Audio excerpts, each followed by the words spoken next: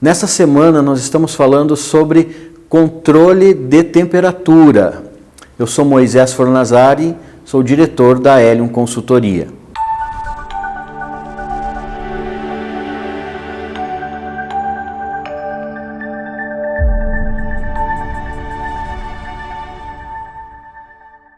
E eu fiquei de falar a respeito de como inserir o sensor, por exemplo, na sua geladeira.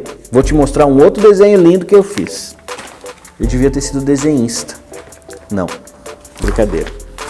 Seguinte, então quando você for colocar o sensor dentro da sua geladeira, para evitar que você tenha registros de variações de temperatura que não condizem com a realidade dos materiais que estão armazenados, você pode fazer o seguinte, é uma gambiarrinha, né?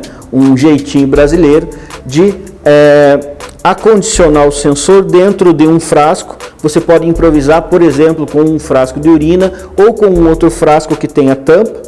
Você vai atravessar o sensor fazendo um furinho na tampa do frasco e vai deixar esse sensor mergulhado em água dentro da geladeira. O que isso vai fazer? Vai evitar que você tenha alarmes falsos de temperatura fora daquele range, por exemplo, da sua geladeira. Então, se é uma geladeira de 2 a 8 e o seu sensor está exposto ao ar, muitas vezes quando você vai carregar novos materiais na geladeira, o sensor pode eventualmente pegar o ar mais quente do lado de fora e te dar um falso alarme de pico de temperatura.